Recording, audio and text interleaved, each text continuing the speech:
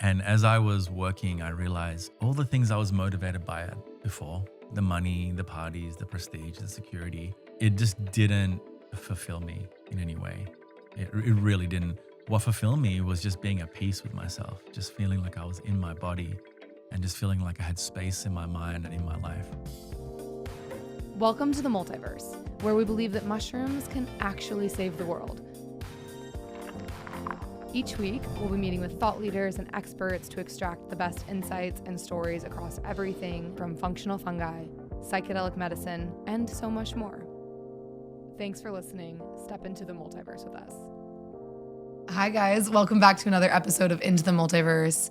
I'm really excited about this one today. Sitting on my couch, we have Manoj Dias. And this has been a long time coming. We just realized it's our first one-on-one conversation. Yeah, I think we just realized that we have to have one of us on a podcast in order to catch up. I need to schedule more time with you on your calendar, book you for things in order to actually get to hang. Yeah. I'm excited to speak to you. I'm so excited you're here. I was just deep stalking you on the internet in preparation for this conversation.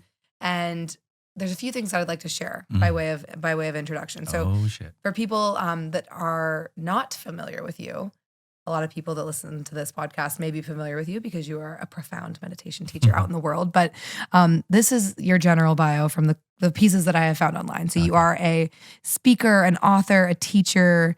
You're most known, like I said, for your work as a meditation teacher. You've helped thousands of people learn how to meditate. And currently, as it stands, you are the founder of Open, which is a breathwork studio in LA. And you're also the author of Still Together. And it's a book that you wrote during COVID. And as I was kind of diving into the book, because I knew you'd written the book, I had seen it shared all across social media, and I read a blurb from the book description on the website, and it really hit home for me because I had an experience that I'd like to share about. But I'm going to read the quote to start, and I'd like to get your thoughts on it, and then I can share my experience around it. But this is the quote that you have describing the book. If our mindfulness practice aims to liberate us from suffering, then we have to acknowledge that our suffering, yours and mine, is intertwined. If you suffer, I suffer. If I do, you inadvertently do. This is not simply poetic. It is based on the philosophy of interconnection that COVID-19 demonstrated. If a pathogen can cause suffering in China, and we simply think it is a Chinese problem, we suffer. But if we can be moved to treat another person's suffering as if it were our own, the impact we can have is limitless. Every action begins with a thought. The idea of separateness is a construct of the mind. And our meditation and yoga practice can no longer be separate from the wellness of those around us. Perhaps it is in stillness that we come together. So to start, thoughts on this, any elaboration, and then we'll go from there. You know, what was coming to me, ironically, as you were saying that, was fungi, right? I'm like the mycelium network. The network, and this idea that everything is really interconnected, and there are all these networks that are seen and unseen. And meditation practice, wellness, collective healing, liberation is really interdependent. And I don't know anyone that lives in a silo that can say they're truly happy. And you know, we're here having this conversation, but there's someone that's supporting us. These microphones are being created by someone else. There are all these unseen factors that are coming together in order for us to have this moment. And so what I was illustrating there is a very age-old philosophy based in Buddhist tradition, which talks about interdependence and this idea that, yeah, we are connected, truly.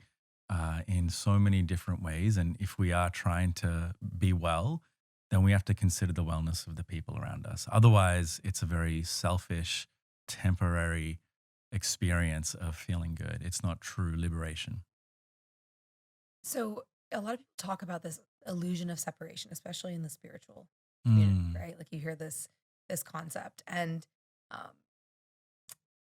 it's most like starkly, I guess, played out when you see in the world, all of a sudden resources become scarce. And so when I read this, the reason why it hit home for me at this particular moment is I was recently at a large event down in Austin, Texas, and there was limited resources, aka, a massive amount of people were, leaving this event.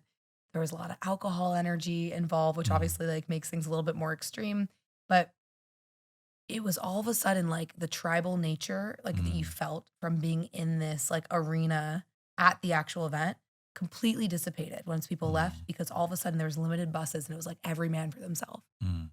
And that's so much of what we experienced during, you know, COVID or anything else that kind of like puts in this illusion of separation. Like all of a Mm, sudden it's how do I protect myself and then maybe like the people closest around me, but mm. the tribal nature evaporates very quickly. And I Yeah. think a lot of what it seems like this book was about is and the mycelium network is a beautiful illustration of this, is this interconnectedness and this oneness. But Mm, um, yeah, just any thoughts on that or like anything you'd like to share like throughout your studies? I know a lot of the like philosophies that you studied talk about this. mm. How would you describe it for people and why do we make that shift so quickly? And I love that phrasing of the question. How I tend to teach it and my understanding of it based on the Buddhist tradition, which is the one I'm most well versed in, as well as secular mindfulness, a little bit of positive psychology, all of those different areas. But for me, when I think about interconnection, I think about it being a biological imperative. You talked about, our primitive nature is to kind of protect ourselves and to think about ourselves. But another side of that was that we, as a byproduct of our evolution, we were once in tribes, and tribes looked after each other. Like it was the only way that they were able to survive was to actually look after themselves, but also the people that were close to each other, close to them, sorry. And so over the years, as we've evolved, we have been fed a belief system that it is all about us. It is all about our advancement. It is all about our competition. It is all about us acquiring, achieving. And so this builds into our nervous system this belief that we have to first look out for ourselves, which, yeah, you could argue is an intrinsic response. But for me, I think it's more condition. It's cultural conditioning. And you think about people that are in the same industry, how competitive things can be. I think about the yoga meditation industry, which is, I've been involved in for like the last 15, 20 years, where there feels like there's this competition, but really that there isn't. Like we're all trying to wake people up, right? And so for me, the idea of tribalism, the idea of conditioning is so intertwined in how who we surround ourselves by and how we perceive the world. If we perceive the world as being scarce, there's only limited resources that we have to get what we can at this moment, then yeah, it's going to feel like we're always out for ourselves. But if we believe that there is enough to go around, there is enough safety, enough abundance, and even as I'm saying that, it feels really new agey and woo. But in all honesty, if we feel like you know there is enough to go around for people, then that's the experience that we'll actually have. And I don't think compassion is limited. I don't think love is limited. I don't think kindness, generosity is limited. That's available to us at any given moment. But we have a choice. And the tricky thing is to recognize we have a choice in those moments. Like you're leaving this event, and maybe, yeah, Ubers are really scarce. Um, but mindfulness tells us we have a choice. At that moment, like, do we try and block everyone out and go and get the last Uber, or do we share an Uber with like 4 or 5 people, right? And that's really the invitation through mindfulness practice, meditation practice. It gives us an ability to choose how we respond moment to moment. And I think a lot of it, what it seemed, like just to point back to this event and then particular, and I have another comment about something you said that I think is really interesting, but it's like once one person does something, it sets the stage and it gives permission for other people to do the same.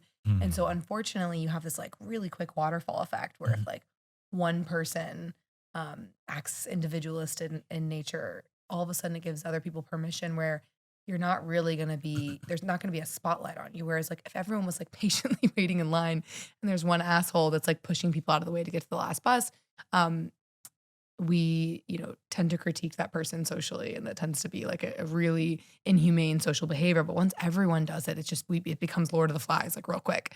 And yeah, so that's kind of point number one. But I also think what you shared is really important around like this idea of scarcity mindset. It's a lot of people talk about this a lot, and there's the softer, resources like love and compassion, which, in theory, people can get behind the fact that there's an abundant supply of those in the world. But I was talking to someone who's really deep in regenerative agriculture and the study of food. And what he was sharing with me is that, very high level, he shared a lot, but that there is enough food in the world to feed and solve all of the world's hunger problems.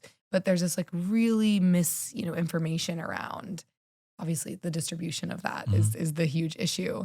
And the access to it. And the access. Right? And so it doesn't mean it's easy, but I think what gives people the lack of hope and really feeds into the scarcity mindset. In part, it's intrinsic because and you shared something on, it was social media or somewhere, I don't know, it was on your website that I read it around like our bias towards negative thinking, which I want to talk about in a second.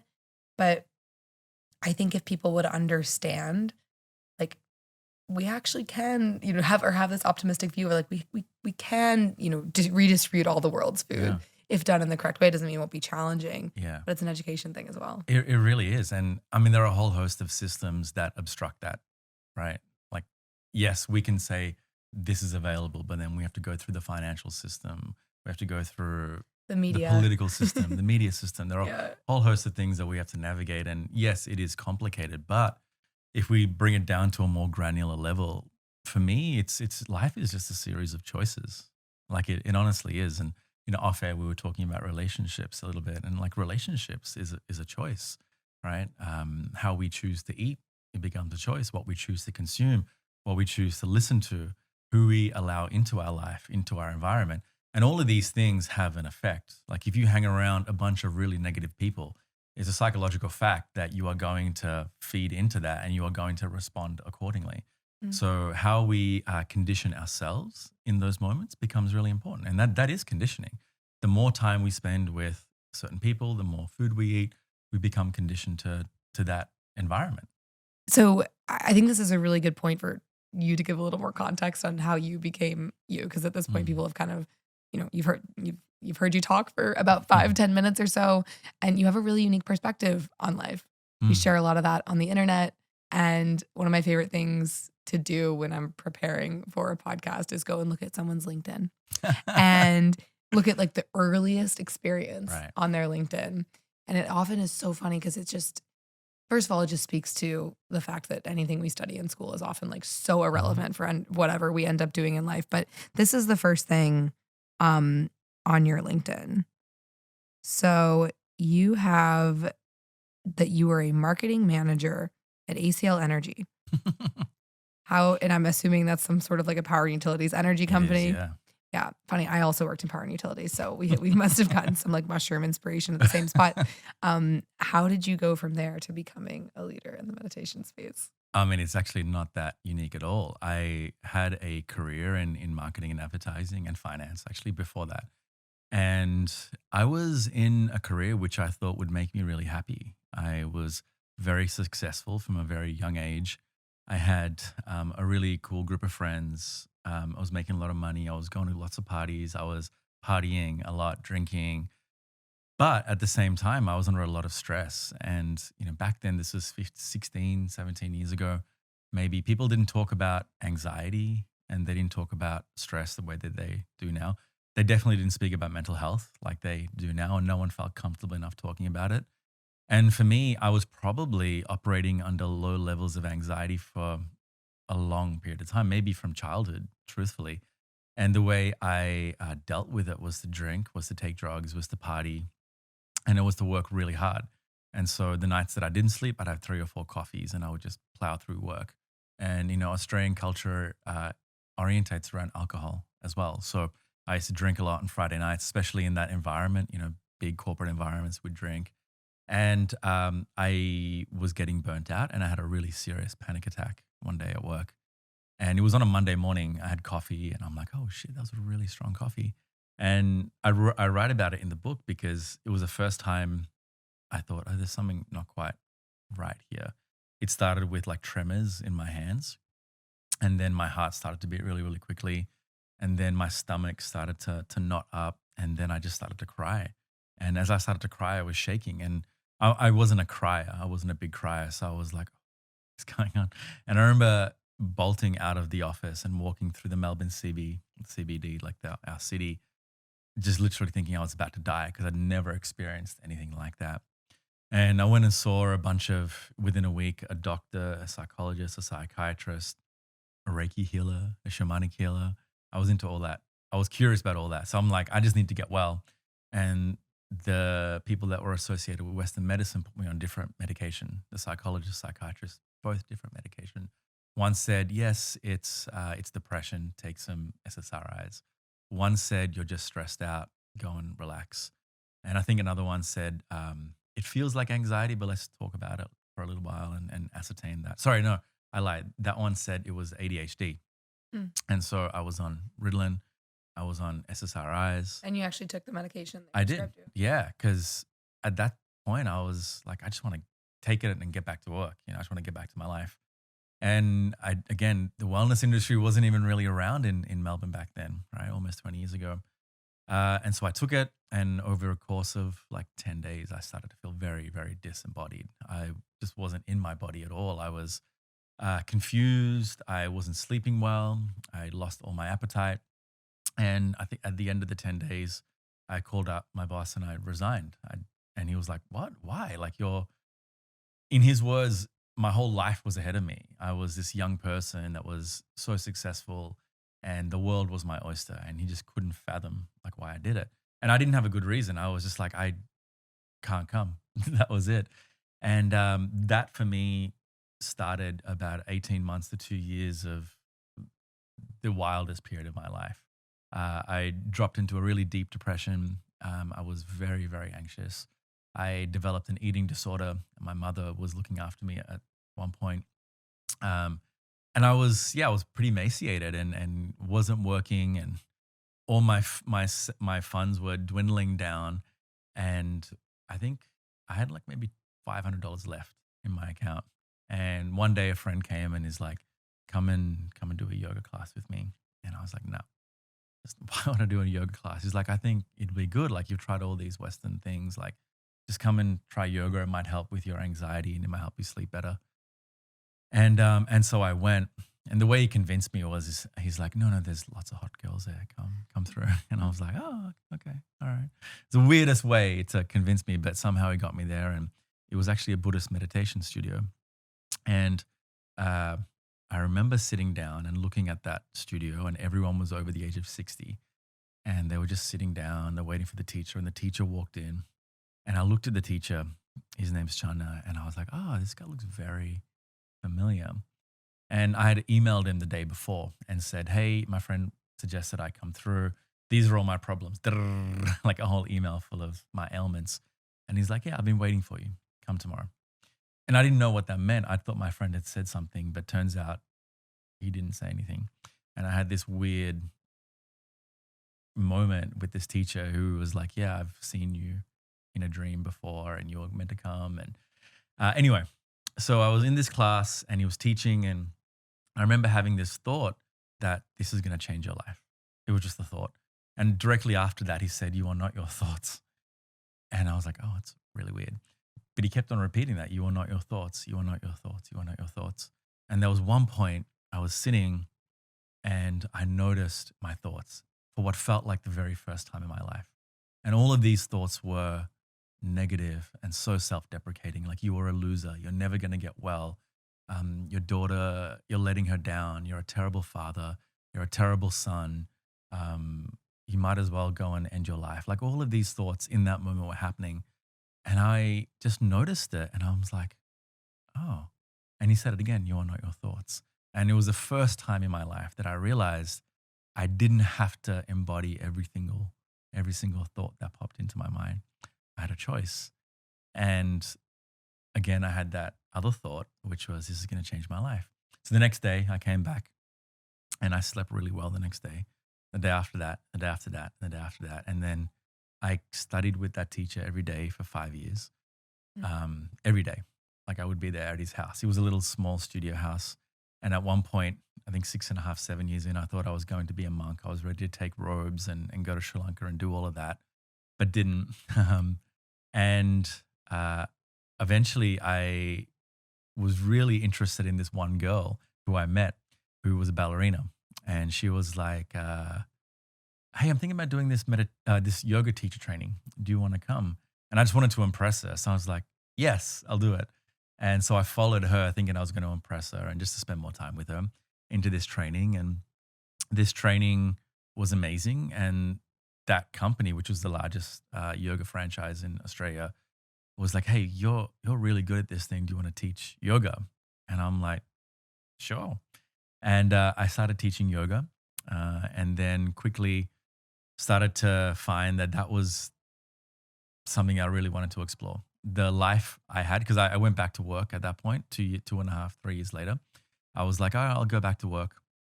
And as I was working, I realized all the things I was motivated by it before, the money, the parties, the prestige, the security, it just didn't fulfill me in any way.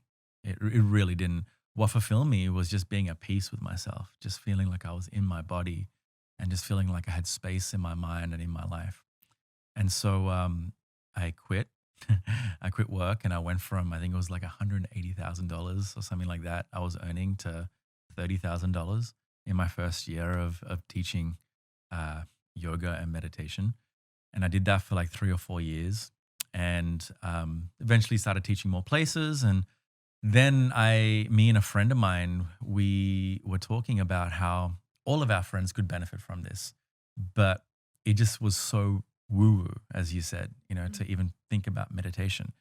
But then me and him were just these young, cool cats. Like, we were into music, fashion, design, art, and meditation. And we're like, surely there's a way to get more people like us into this. And so we took out 2 credit cards and at the back of a psychology practice, we launched our first studio, which was called A Space. And that blew up. That was really successful in Australia. It was a secular mindfulness studio. We had different practices, different teachers, breathwork, all of those different elements to it. And people were just drawn to the fact that here you could experience something that was completely devoid of any sort of dogma, completely approachable, accessible, cool, well designed. And people were gathering around a community and they were like, oh, there are other people that are interested in this stuff. And so then we saw people that were on first dates that would come to a meditation studio or they would bring their mom or their dad. And it became this really beautiful community that just spawned out of these values that we had which were, compassion, kindness, presence, and generosity. And I mean, the rest is kind of history, but yeah, here I am now, like 14 years after my first experience. First of all, thank you for sharing Mm. all of that. That's such a beautiful story. And um, I'd be really curious to meet the 14 years ago version of you.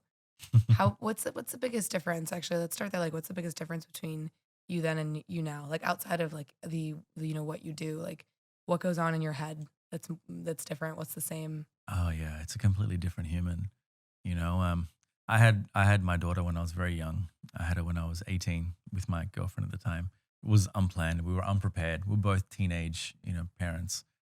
And I think back to those first 4 or 5 years that she was born, and I wasn't there for her. Truthfully, I was just in my own mind, completely lost in my own thoughts. Not intentionally, of course. It wasn't like I thought I was. It's not like I wanted to be somewhere else, but I just had so much anxiety and so much irritability and navigating so many different emotions and feelings at that point in time that I couldn't think of anyone outside of myself. And the things that I thought that would bring me happiness didn't really, and they were very harmful things. So these days, there's a completely different human being. Like my family means the world to me. Like my friends, I care so much about how I show up in the world, how little I invest in my own gain and more in the community that I'm fostering. That means more to me than anything else. And yeah, I think I was very self-referential in my mind. It was always about me, but Mm. it's a very small component of my life these days. One of the things I love to think about often, whenever I'm upset about anything, I'm like careful with how I word this, but so, take it with a grain of salt. But usually when I'm upset about anything, it's just because I'm thinking about myself. And anytime I step out of that into like a place of Mm. service, or I start to think about the people around me, how it impacts them, it pulls me out of that. And one of my favorite quotes from Michael Pollan's book, and it's Mm. about how to change your mind. It's about psychedelics. There's a lot that it talks about within the book, but Mm. the study of the mind and how psychedelics affect the mind Mhm. is that over introspection tends to be the root of all depression and Mm. anxiety. And so a lot of what you described was like, stopping the ruminating that's going Yeah. on within your own psyche. And that's what, meditation, at least to my understanding, like, I've been through Jesse's, of the Big Quiets, Mm. meditation teacher training, or sorry, not a meditation teacher training, his teacher training. Right. Um, and, really my understanding of meditation at the most basic concept is that it's the observation of your thoughts. And as I've started to learn more about meditation and the breath, I want to talk about breath Mm. because obviously Open it's most known for being a breathwork studio. Even though you have meditation classes and breathwork, right? Or what's the breakdown of that? Yeah, so we're a mindfulness studio, Okay. and there are many ways to mindfulness, is what we really explore. And so the breath is one way for us to get to that place of mindfulness. And really, mindfulness can be distilled down to presence and connection and intimacy with life, just as it is. And so the breath is one way for us to get there. Listening to music or sound is another way for us to get there. In conversation is another way for us to get there. When two people are really present, that's a moment of intimacy and mindfulness. So at Open, we really explore all of these different ways that are new and old to get to this very sacred point, which is presence and connection. Why is the breath so powerful? I recently read, I didn't finish the whole book, but I got enough of the concept, the book Breath. Yeah. A lot of people talk about this book and they're Yeah. mind blown by it. Mhm. And one of the pieces that I was thinking about when I was looking up a lot of stuff about you and learning about Open is that there's an optimal, even like length of seconds in which to breathe in and to breathe out. And there's all of these modalities of how to optimize our breath, and it changes everything about your life. Can you explain just like maybe just a few key for people that are disconnected from their breath? They haven't read the Mm. book. Key things that you implement into your life, Yeah. specifically with breath. Yeah. James Nestor is the author of Breath, and we have to really credit him for really revolutionizing how we've been talking about the breath in the last 3-4 years. Before that, you could thank people like Wim Hof. He was like the OG that really brought breathing and breath work into popular mainstream conversations. But the breath has been with us our whole life, right? And breath work is not new. Breath work is ancient. There's evidence of people talking about breath work in the Mahabharata, which is a very classical Indian text that dates back thousands and thousands and thousands of years. And meditation is another way for us to work with breath. In meditation, one way to work with breath is to become aware of it. And so, an example of that is, we're in conversation and I start to notice my breath like up here. And when I notice it up there, that might all of a sudden make me think, oh shit, like I'm getting anxious or I'm fearful. In meditation, we just become aware of where the breath is without creating a narrative or a story around it. It's called an anchor for us, right? Another way to do that is just to concentrate on the breath. And so when the mind wanders away into a thought, into a sound, we just come back and then the mind becomes very concentrated. With breath work, we're taking a more active approach. So we're manipulating our breath to have a certain physiological response. Some of the things that I've implemented into my life, and James talks about this in his book, is mouth taping. It sounds so ridiculous. I remember the first time I heard that, it was like, this is absolutely ridiculous. Who is going to tape their mouth shut? And people do it. I mean, it's like a whole thing on the internet. Couples mouth taping. Yeah. It's like after they hook up, they put their mouth tape on. It's I like, know. My girlfriend's always like, it's real sexy, babe.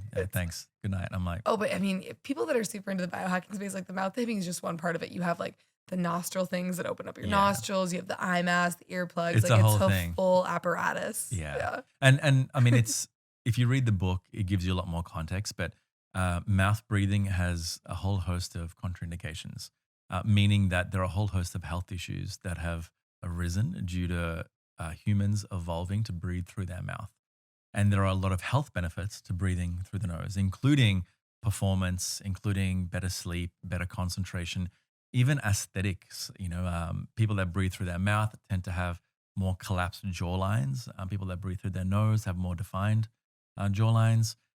Again, a whole host Because it of can things. shift your teeth. It can shift your it's teeth. crazy. It really is wild. Yeah. It really is wild. And so there's a lot more benefit to breathing through the nose that, I don't need to get into, read the book. But I definitely do that when I remember to do that. Throughout the day, I'm noticing if I'm breathing through my nose or my mouth.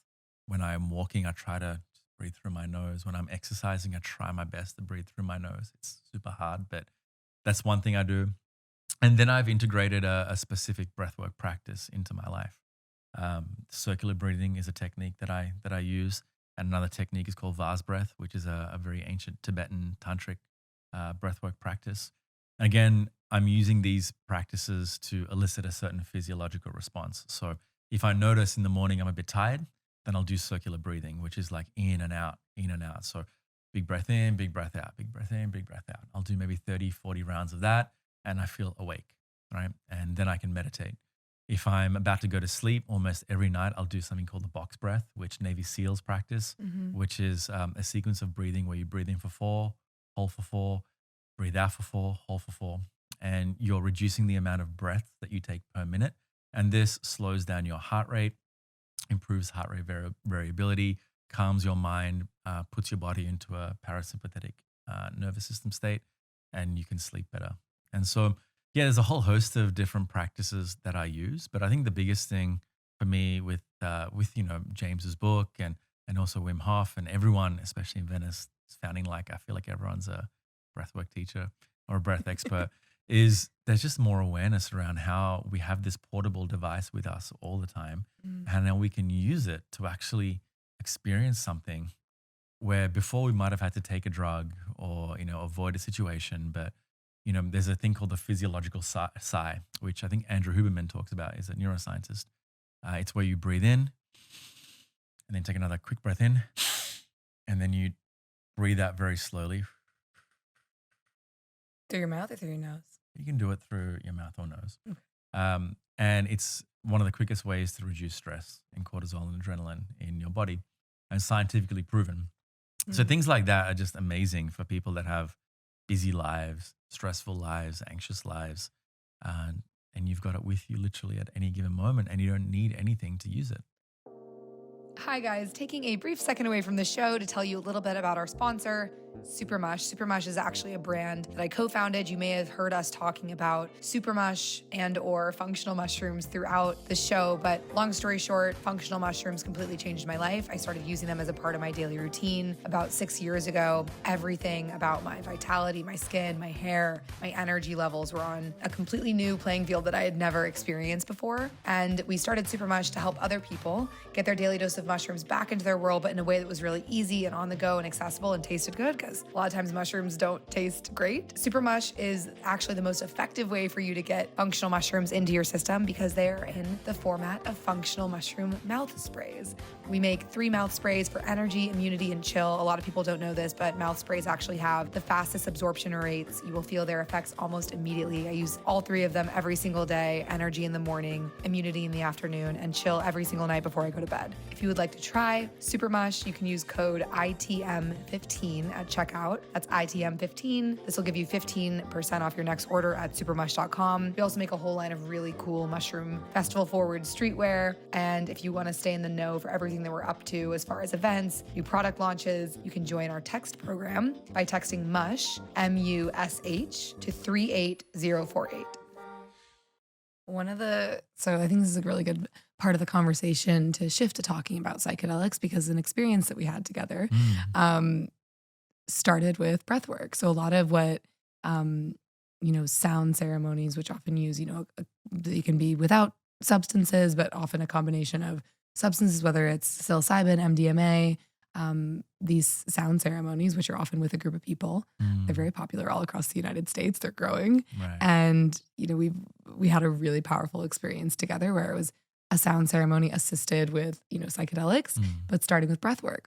So all these things all combined. It was meditation, breathwork, psychedelics, and you were in a full journey experience for, 6 to 7 hours. Mm. I've done, quite a few of them, and they have been so profound for my life.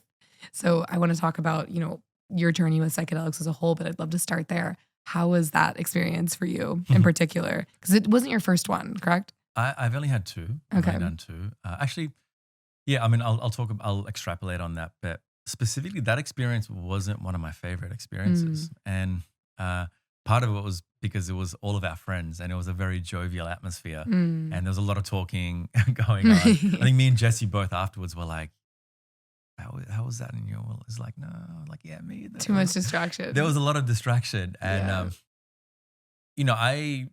I think after I met you was my first psychedelic experience. I probably have to thank you for it because we spoke about it a lot. But, there was an experience I had with my team actually at Open where we were with a really experienced facilitator.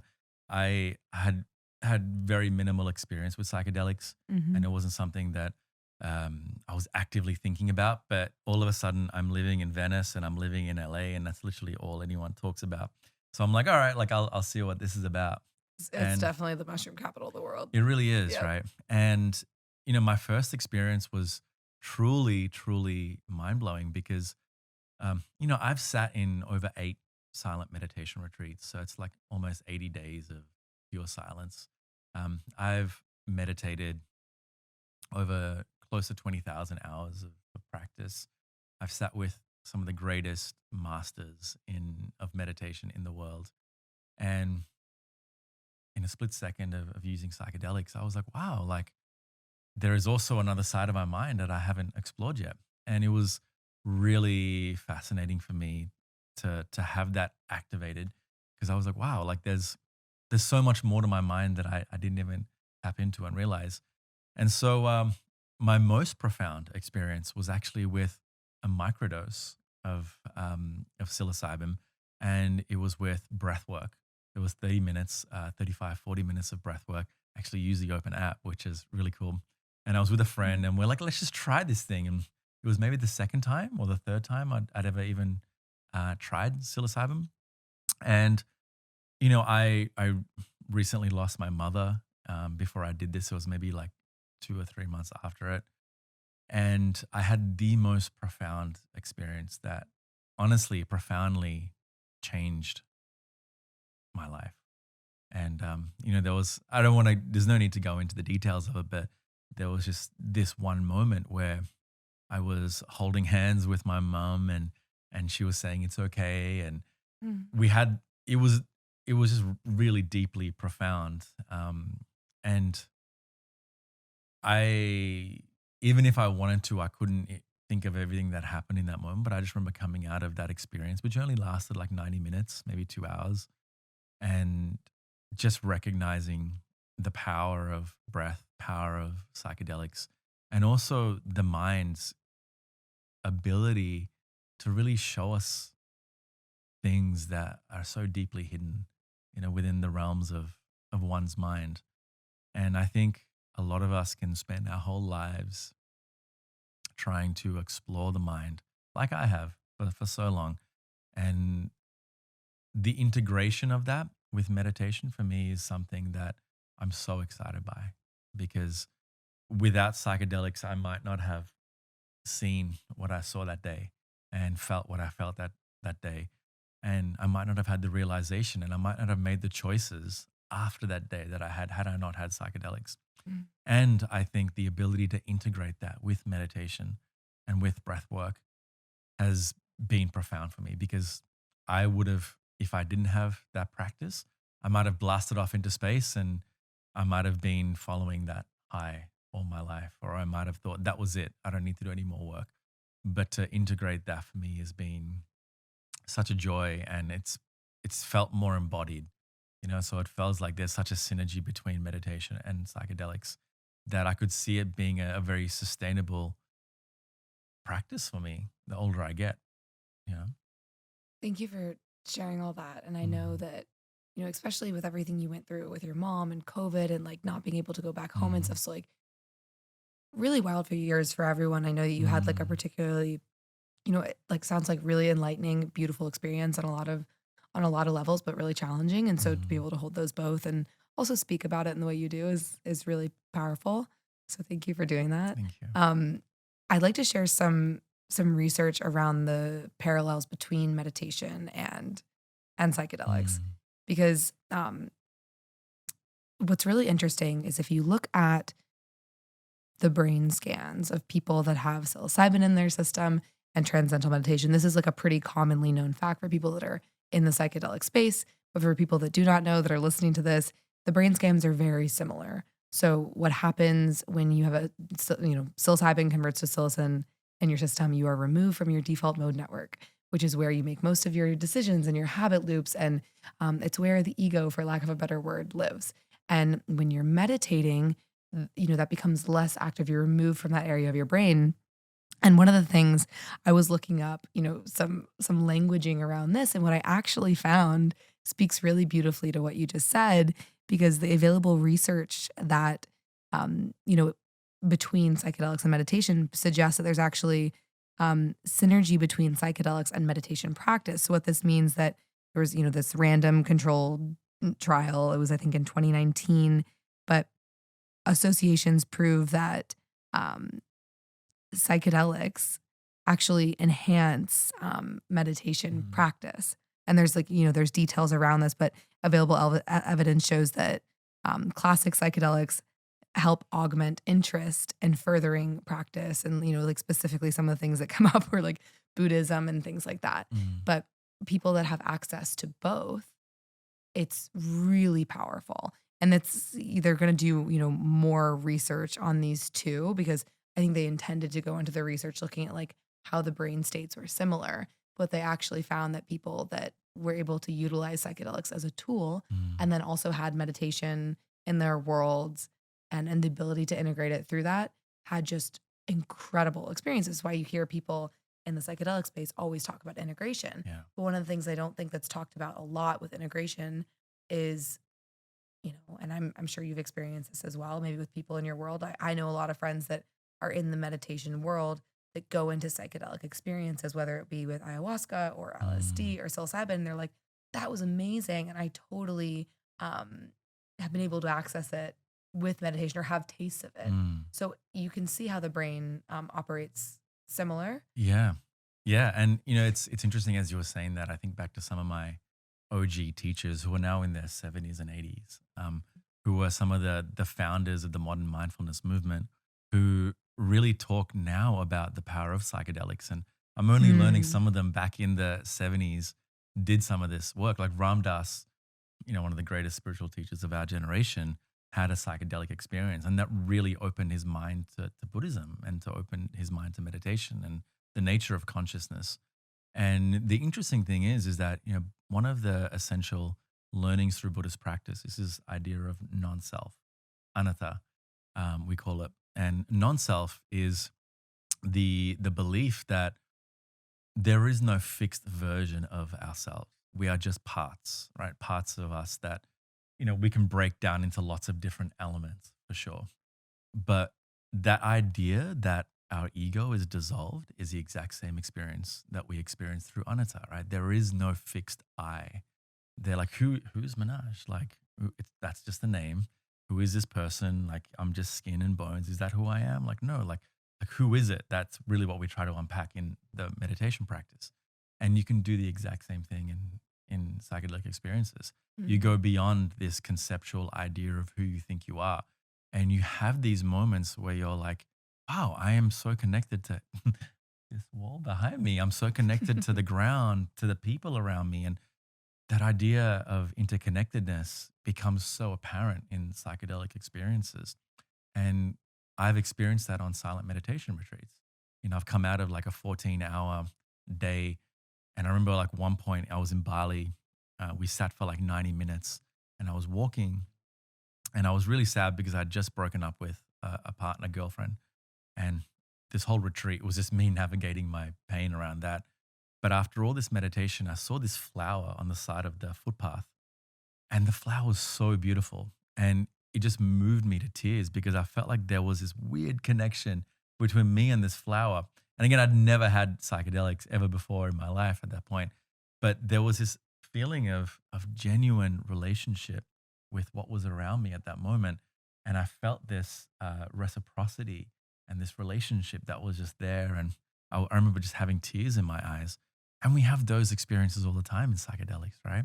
And so I definitely agree with that research, and I think the research is going to keep evolving. Especially when it comes to microdosing and Mm. meditation. And yeah, I think it's a really fascinating world that we're living in, where we get to explore these things.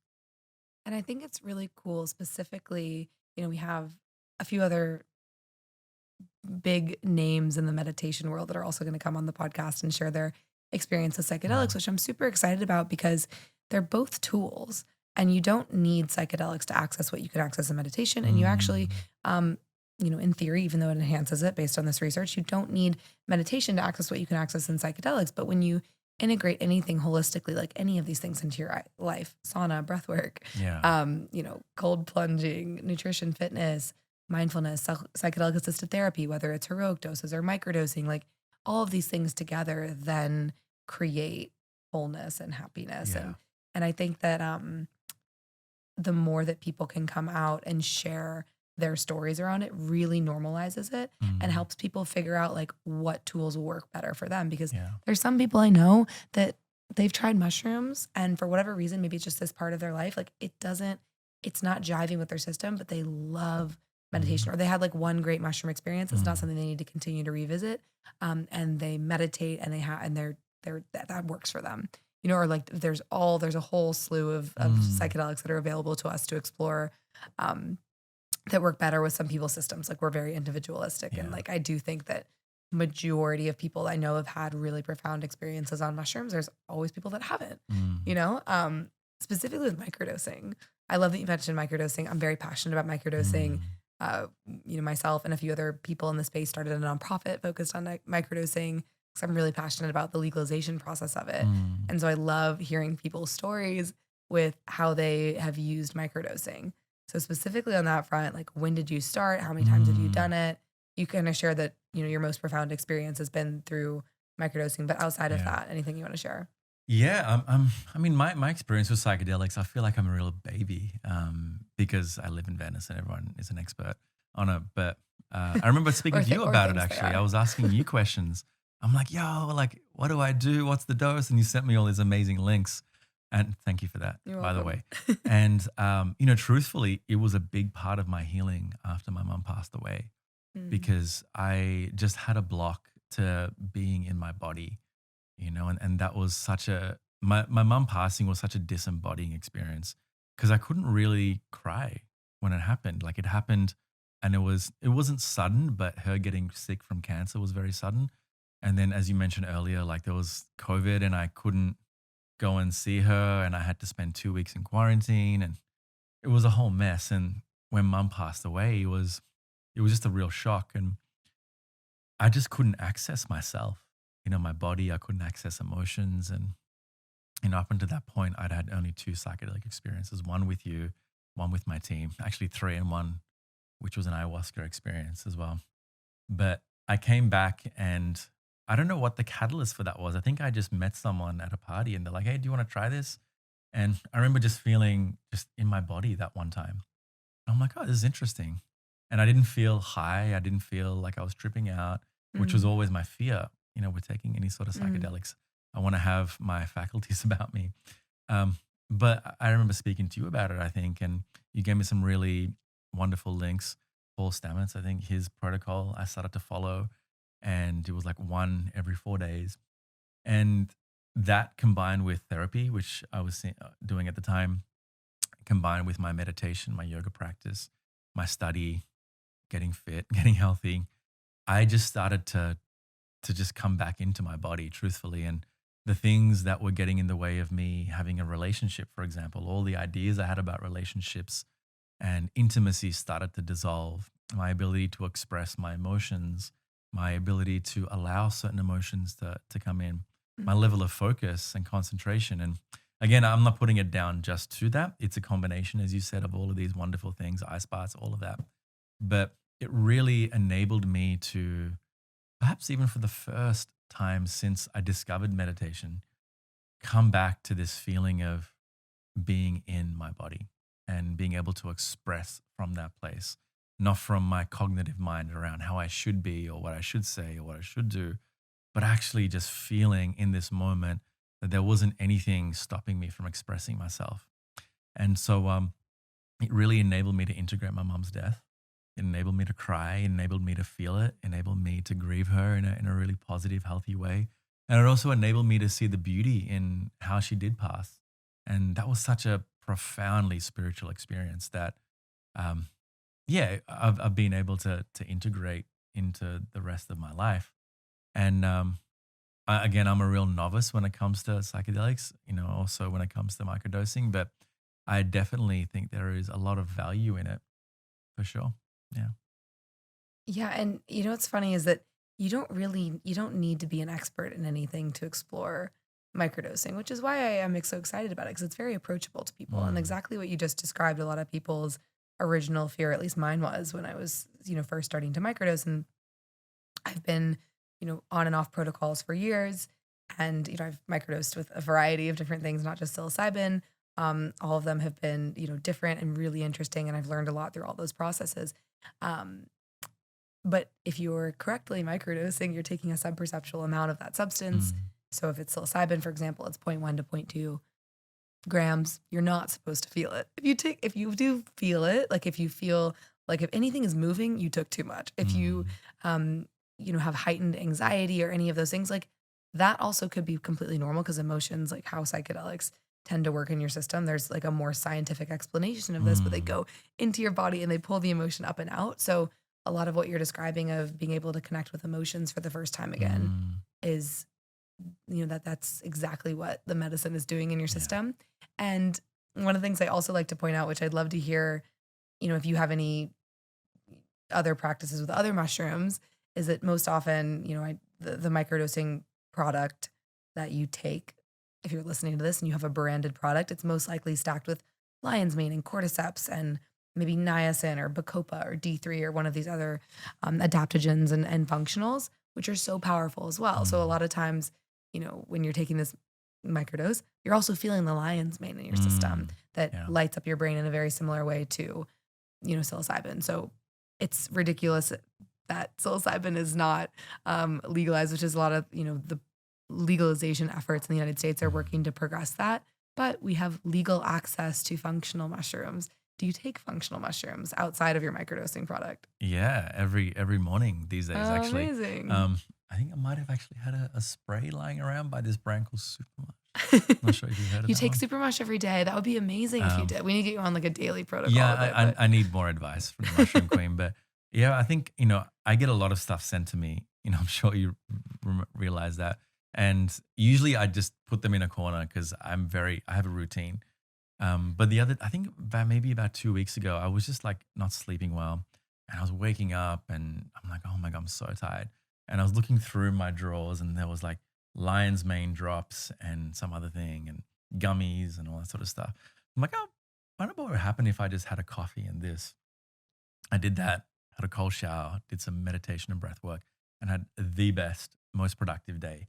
And I'm like, well, like what have I been missing out on? And literally for the last 3 weeks, I've just been taking all these adaptogens with my coffee and Mm. gummies, and um, yeah, I mean, I'm just so fascinated about our ability to really create the conditions for our mind to be at its most optimal through all these natural ways. It's really exciting because as someone that was on Ritalin for a long period of Yeah. time for ADHD, it's the same feeling that I'm having. It's like right now I feel like my mind is working in the same way, and I'm really like not taking any pharmaceuticals. I'm taking something that's so natural, combining that with meditation and breath work and cold showers and these adaptogens and my coffee. I'm able to access that same level of focus and concentration and empathy as I perhaps was when I was taking something that was very synthetic. And without the crash too, because I've Mm, taken Adderall. I've been through the whole thing. I mm, know a lot of people in my life that have had the serious problems with Adderall and all the ADHD medications specifically. But when I was talking to a friend about this the other day. When you're measuring energy, it's so funny because in today's society, like we're marketed energy products, And one of the most common things we hear like feedback wise about super mush or other mushroom products is like, wow, like these actually work. Speaks to like how crazy the supplement industry is, like that's the most common point of feedback. But when you drink coffee or you drink like a high dose of caffeine or a Red Bull or a 5-hour energy, you get this like crazy spike in energy. And a lot of what we started this, it's full circle because we started this conversation talking about your panic attack fueled by caffeine, which is the most overconsumed drug in the world. Caffeine is a drug. Michael Pollan's second book, I mentioned the first one, How to Change Your Mind. A lot of people that listen to this podcast know that book because we've talked about it several times. He wrote a second book about caffeine. And so you have to be really careful with caffeine, especially if you're in the world of, you know, if you're trying to like meditate your way through caffeine, there's no better way to like create anxiety in your system, because then you're trying to combat this thing that's happening in your brain. And so when you're actually measuring energy, you're measuring fatigue. So I was talking to a friend that, you know, does a lot of clinical trials around supplements, and you're not supposed to get this like crazy spike. You're actually supposed to just not be tired and feel awake and in flow state. And flow state is really what everyone wants, but they don't know that they want it because we've been marketed caffeine type products. And I'm sure you experience this a lot in your work where like you're trying to explain people the benefits of meditation. And they're looking to replace like a caffeine type thing in their world, you know? Yeah. And, you know, flow state is a heightened state of mindfulness. That's really what I tell people. Meditating while you're awake. It's in your life. Exactly. And it's just it's a sense of you are in connection and in relationship with the world around you.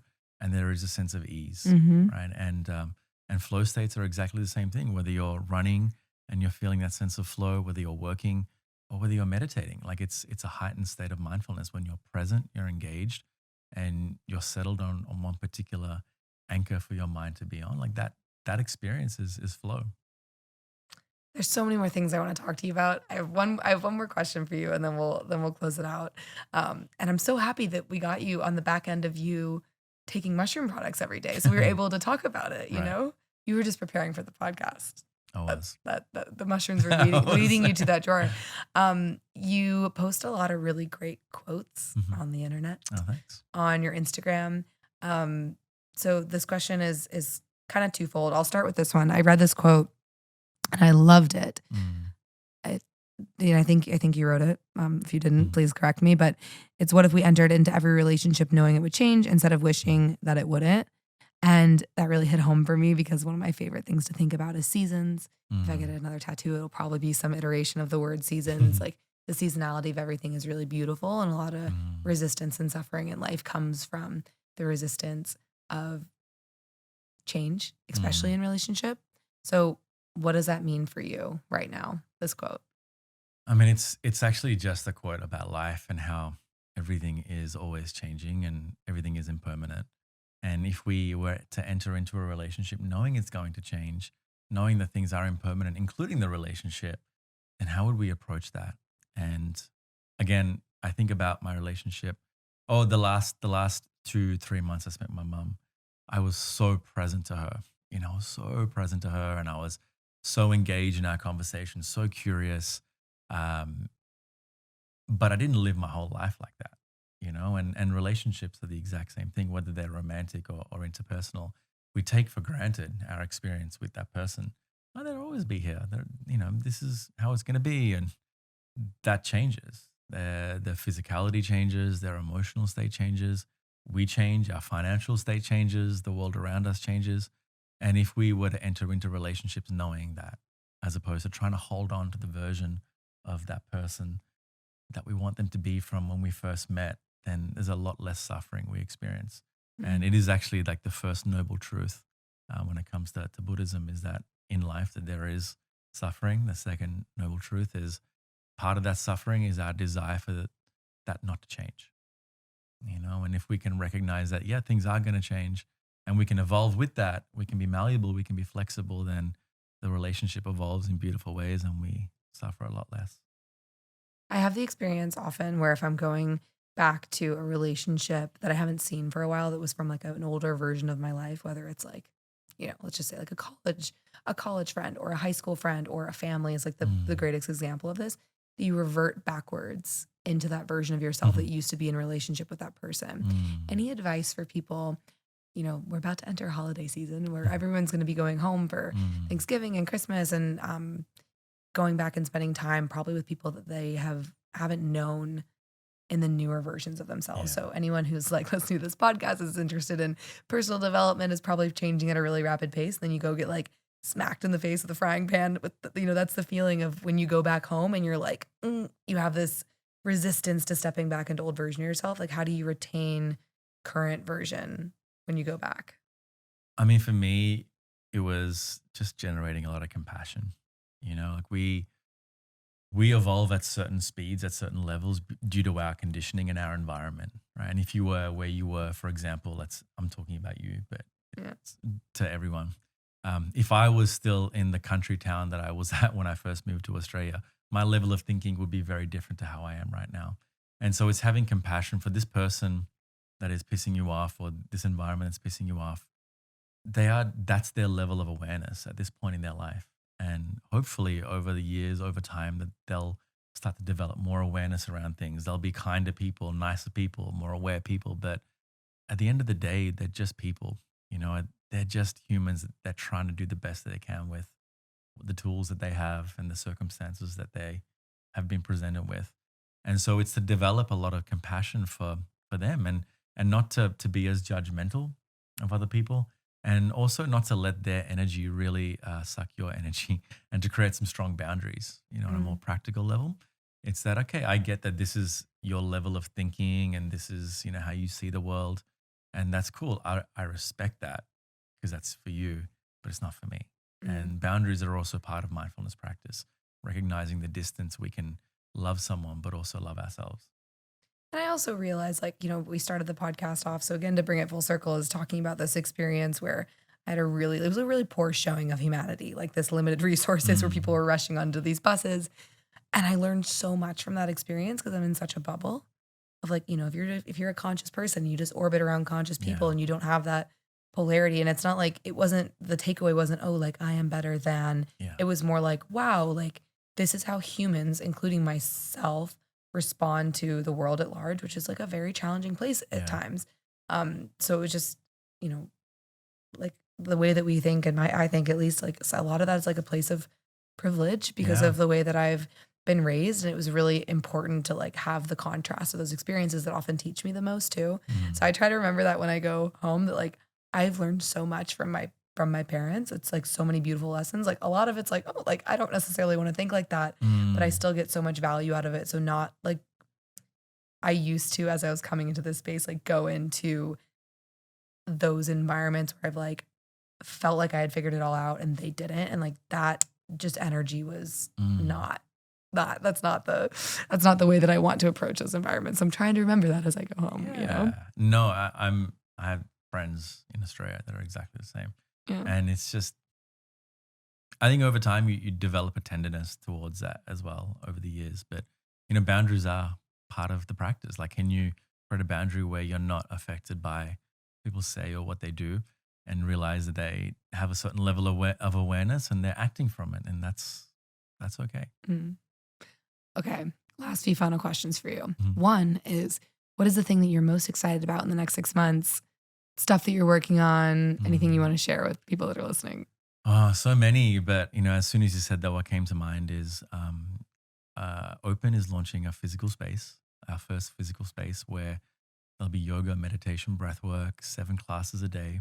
And it's such a moment for our company, and everyone is so amazing at Open, and we're all working hard towards this one thing. And to see like your little baby start to take its first steps, which is what this studio feels like, and to see a community start to form and a family start to grow out of that, I'm super excited by that. I'm really stoked on that. On a personal level, I've been spending more time with one of my teachers. He's a Tibetan teacher, and studying with him. And so exploring the nature of some of these practices, like really deep meditation practices, Dzogchen teachings they're called. I'm really excited to be diving into that. And also I'm just really refining the people that I spend a lot of time with these days. And we briefly had a conversation about this earlier, but when I first moved to LA, I was like, wow, so many people. And I was saying yes to everything, And I think the older I'm getting, maybe I'm getting a bit more discerning. I'm like, I really like this person. I want to spend more time with them. And so going deeper with fewer people feels like really exciting to me at this stage. That's about it. And maybe, I don't know, maybe exploring psychedelics and meditation, that could be something. We should chat about open potential collaborations there. And I just think there's so much synergy between those two spaces. So I'm excited that you're sharing your experience with psychedelics. I think it's only on this podcast. This is the first and only one. Wow. Okay. You got an amazing. Exclusive right here. Exclusive. Wow. I'm honored. I'm really honored about that, actually. And, it's cool because a lot of, what I will say is a lot of people that have come on this podcast have come out of the psychedelic closet for the first time. And it's not because they were unwilling to share their experiences elsewhere. It was just because there's so much else to talk about. Right. But these are often like an underlying tool that a lot of people credit some of their most impactful experiences or abilities to make sense of a lot of things in their life, because of, but they don't really get a lot of the spotlight. So I'm excited that people are sharing about them, including you. Yeah. So on that note, what we end every podcast with is asking people what the most important lesson psychedelics have taught them is. So if you had to summarize, it doesn't necessarily have to be the most important, but whatever feels most present for you right now. What is the most important lesson that mushrooms or other psychedelics have taught you? That love is a choice. It's not just a feeling, an ephemeral experience that comes and goes. We can make a choice to love, and that's been very profound in my life. I love that. That's a great back of a hoodie saying slogan for sure. Ever the businesswoman here. I love this. Entrepreneur. Yeah. I'm like, how can I put it on a billboard? I love that. Love is a choice. Okay. Where can people find you? Where can people keep up with all of the things that you're doing? Open, we mentioned this, but Open is in Venice, in Los Angeles, in California. So if you're here, come through. Yeah. I'm opening something next year I'm not allowed to say, but on the East Coast. Let's just say that. You can find me on Instagram. You can find me on Open, on the app as well. So if you're not in LA, you can practice with me. I do live classes. You can read my book, Still Together, available through Amazon and all good booksellers and Audible. Not bad booksellers. Yeah, not bad booksellers. It's just available everywhere. We have vetted those out. Yeah. But yeah, I mean, everyone's connected these days, so not hard to find. Thank you so much for coming on the podcast. I love this conversation. We'll have to do it again. And I'm honored, number one, that I got to experience one of your psychedelic experiences with you. And I'm just so excited about all the work that you're doing in the world and to support it in any way that I can. So thank you for coming on. Thank you. Thanks for diving into the multiverse with us. If you're interested in being a future guest on the show, sponsorship, partnership, or you're just mushroom curious, we're always looking to expand our mycelium network. Be sure to follow us on Instagram at Into the Multiverse, where you can find clips from this podcast, psychedelic legalization news, events that we're doing, and so much more. In addition, we've also created the world's first ever mushroom-specific marketplace called The Multiverse, which you can find on Instagram at Multiverse or online at yourmultiverse.com. We've also created our own in-house consumer lifestyle brand called Supermush. We make mushroom mouth sprays. We make a whole line of mushroom streetwear. You can find it on Instagram at Supermush or online at supermush.com. We'll see you next week. Much love.